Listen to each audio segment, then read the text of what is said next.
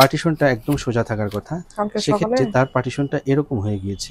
রফিক, তুমি তো মনে হয় প্রবাসে থাকো, রাইট? কোন দেশ থেকে ছুটে আসছিল জানো? আমি তো মরিশাস থেকে ছুটে আসছি। মরিশাস, আচ্ছা আচ্ছা। সেই কোথায় মরিশাস, সেখান থেকে ছুটে এসেছে রফিক। কেন আসলো? কারণ সে টিকতে পারছিল না। কি কি সমস্যা হতো রফিক?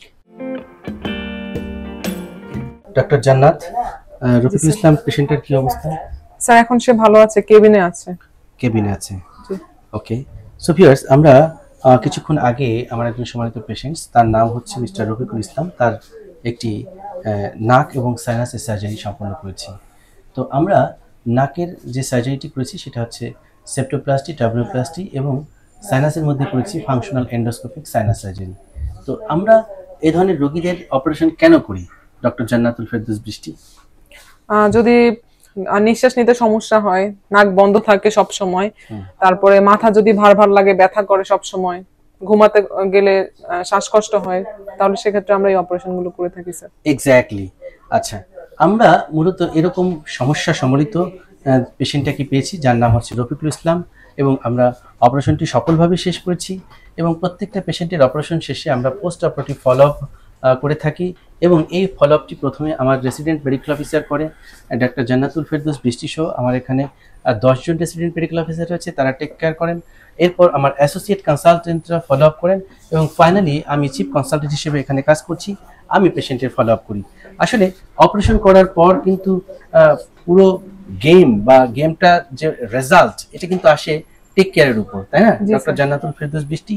এবং এই টেক কেয়ারটা কিন্তু অত্যন্ত জরুরি, কারণ অপারেশনের পর ছোটখাটো অনেক সমস্যা রোগীদের থাকে, অনেক কমপ্লেন থাকে, সেগুলোকে যদি আমরা তড়িৎ গতিতে সমাধান করতে পারি তাহলে কিন্তু রোগীর কষ্ট কমে যায়, তাই না?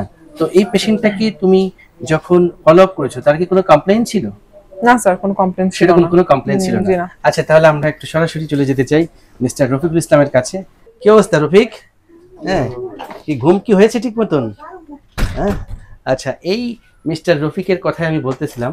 এখন আমি একটু জানাতে চাই সে অপারেশনের পর কেমন আছে। রফিক, একা একা উঠতে পারবা ভাইয়া, নাকি ধরা লাগবে?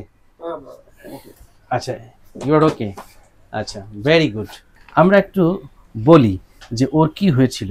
মূলত নাক বন্ধ থাকতো এবং ঘন ঘন তার এই নাক বন্ধের সমস্যাটা হতো, গলার মধ্যে ডিসকমফোর্ট হতো, মাথা ব্যথা করতো। এটা হচ্ছে কয়েকটা মেইন কমপ্লেন ছিল, তাই না? তো এইটা যখন আমরা তার কমপ্লেনটাকে আমলে নেই এবং সেই অনুযায়ী আমরা তার কিছু পরীক্ষা নিরীক্ষা করি, এবং পরীক্ষা করার পর যে চিত্রটি আমি তাকে দেখিয়ে বুঝাই, আপনাদেরকে একটু এই মুহূর্তে দেখাই। একজন মানুষের নাকের যে পার্টিশনটা একদম সোজা থাকার কথা, সেক্ষেত্রে তার পার্টিশনটা এরকম হয়ে গিয়েছে, অর্থাৎ ঝড়ে গাছ পড়ে গেলে পরে রাস্তার উপর যে অবস্থায় থাকে অনেকটা সেরকম মনে হলো যে এখান থেকে বিচ্ছিন্ন হয়ে সে এদিকে পড়ে গিয়েছে।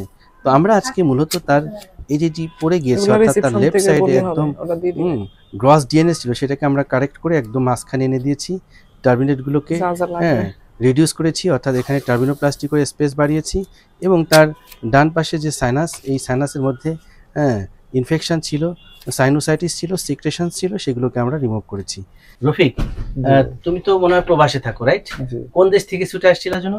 আমি তো মরিশাস থেকে ছুটে আসছি। মরিশাস, আচ্ছা আচ্ছা। সেই কোথায় মরিশাস, সেখান থেকে ছুটে এসেছে রফিক।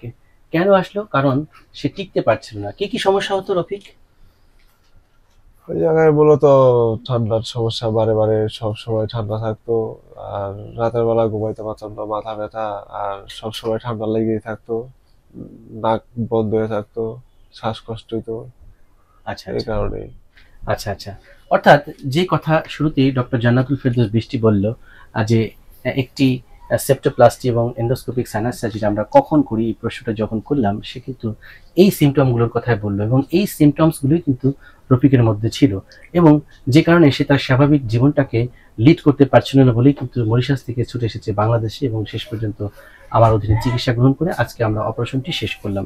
এবং আমরা বিশ্বাস করি এই অপারেশন শেষে রফিক একটি স্বাভাবিক জীবনে ফিরে আসবে, যে জীবনে থাকবে না শ্বাসকষ্টের সমস্যা, যে জীবনে থাকবে না নাক বন্ধ হওয়ার কোনো ঘটনা। এবং আমরা রফিকের উত্তরোত্তর সাফল্য কামনা করছি। এবং আমি খেয়াল করেছি রফিকের সাথে সবসময় তার মা, তার কাকি, তার খালা সবসময় তার পাশে ছিল, তাকে সাপোর্ট দিয়ে গিয়েছে, এবং এটা কিন্তু বাংলাদেশের একটা চিরাচরিত বিষয় যে বাংলাদেশের মানুষ আবেগপ্রবণ, মায়ার বন্ধন তাদের মধ্যে বেশি, একটি পারিবারিক বন্ধন রয়েছে এবং এই একসাথে থাকার মধ্যেই কিন্তু আনন্দ, তাই না? কি বলেন আপনারা? হ্যাঁ, এই যে দেখুন 3 জন মুরব্বী যখন আছে তখন রফিকেরও কিন্তু সাহস তৈরি হয়েছে যে না, আমার পাশে সবাই আছে। তো আমরা কিন্তু শুধুমাত্র এখন আপনারাই না, আমরা আপনাদের সাথে যুক্ত হয়ে গেলাম, আমরাও কিন্তু আপনাদের পরিবারের এখন অংশ। আমরা পুরো হসপিটাল স্টাফস আছি আপনাদের পাশে। এই যে জান্নাতুল ফেরদৌস বৃষ্টি এবং তানজিলা উপহার নিয়ে চলে এসেছে। আসলে মেলিয়াস ইনটি স্পেশালাইজড হসপিটালের একটি বিশেষ ভালোবাসার আয়োজন হচ্ছে অপারেশন শেষে একটু উপহার দেওয়া। রফিক গ্রহণ করে তারপর সেটি ব্যবহার করবে, হয়তোবা আমার কথা তার একটু মনে থাকবে যে হ্যাঁ, এই ডাক্তার আমার অপারেশন করেছিল। আমি তো পেশেন্টস ক্লাব ইন হাউসে যে আমি যে গিফটটা দেই, আমি প্রায় তাদের বাসায় দেখি শোকেজে অথবা ডাইনিং এ সে এটা রেখে দেয়। এটা দেখে আমার ভীষণ ভালো লাগে। ঠিক আছে না রফিক? এই মগে করে দুধ খেতে হবে, চা খেতে হবে এবং চুমুকে চুমুকে আমাকে মনে করতে হবে, তাই না? আচ্ছা, so thank you very much watching my video. এবং আমি একটি কথাই বলবো, আপনারা সচেতন হবেন, সঠিক সময়ে চিকিৎসকের পরামর্শ গ্রহণ করবেন, দেখবেন রোগ ব্যাধি আসলে আপনাকে হারাতে পারবে না, আপনি হারাবেন ওই রোগ ব্যাধিকে। Take care.